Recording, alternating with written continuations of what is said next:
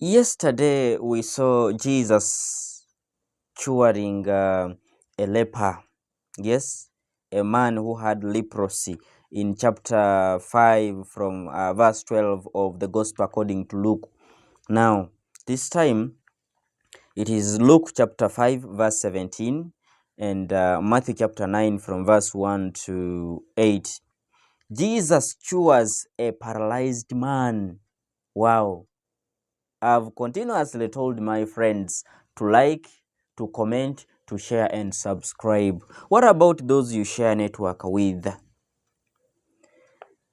After this first short journey to the neighboring towns, Jesus returned to Capernaum. Remember, I said this in, I think, 2 episodes ago that Jesus made Capernaum a center of his ministry. Now he returns to Capernaum.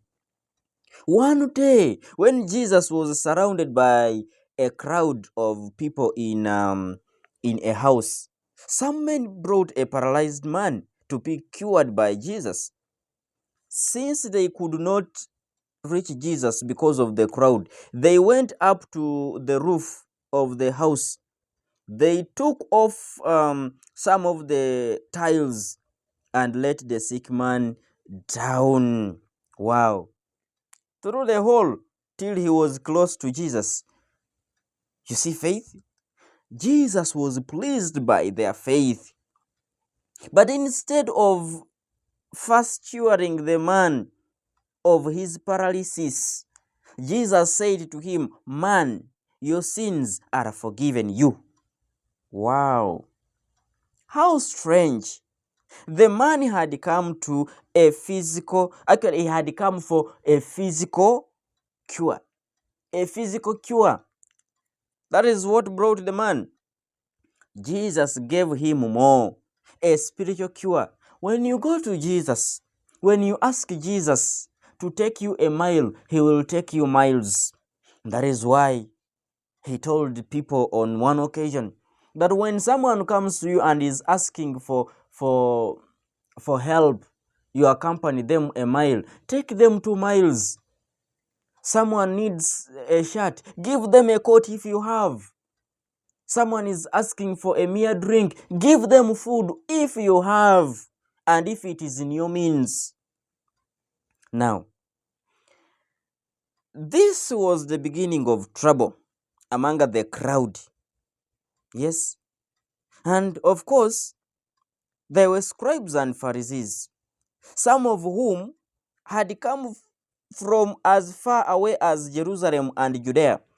It took as if they had gone there to find some way of stopping Jesus from being popular with the people. His holiness was a danger to their authority over the people. And so, when they heard Jesus telling the sick man that his sins were forgiven, they saw an opportunity for attacking Jesus. They said, "Who is this that speaks blasphemies? He speaks blasphemies. Who can forgive sins but God only?" Indeed, they were asking a very good question. God alone can forgive sins. Who therefore is Jesus calling himself?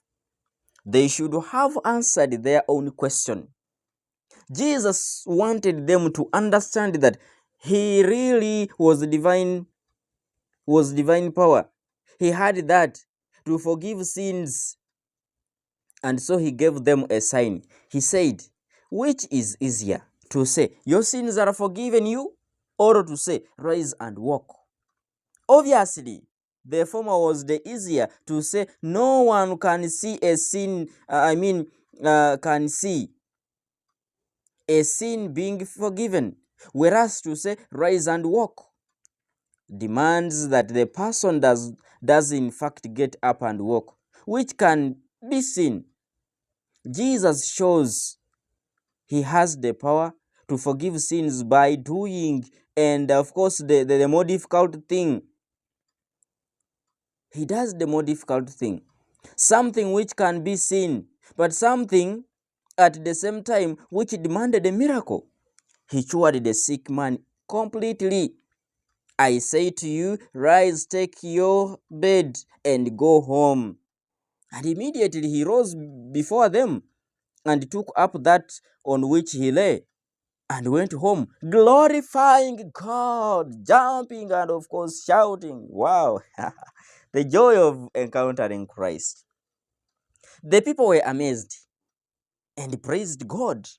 And Jesus had given the scribes and the Pharisees a chance to reflect on what he had said and done, and so learn the truth about him. But unfortunately, the scribes and the Pharisees had hardened themselves to his goodness. They felt defeated and looked for further opportunities to attack Jesus. One came very quickly. Yes. So to understand what it meant to see Jesus doing miracles, we need to imagine someone standing before us, healing a leper, curing a paralyzed man, taking the fever away from a sick woman. We would be amazed. Yes, we would.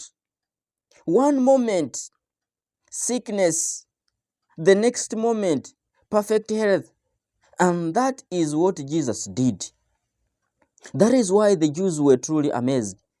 The frequent reading of these miracles easily makes us accustomed to them, and of course we can just as easily forget how extraordinary they were and what an effect they had on the ordinary Jew. In the miracles of Jesus, the Jews would see the goodness of Jesus, the greatness of God. They could learn about him from them. It is an amazing and of course it's an amazing and a sad thing to see how proud men like Pharisees could make their hearts hard to the obvious goodness of Jesus, to the obvious goodness of God. Sometimes there are people in our communities, in our lives, when God does something good for us, for other people, they become envious. They become bitter. They do not want to see something good like that happen in the lives of others. If you are one person who is like that, please revise your means, revise your ways. Feel good if you see something good happens, even when it has not happened to you, in your family, in your midst. Juan Isaac with the journey through the Bible. Like, comment, share, and subscribe. Be blessed.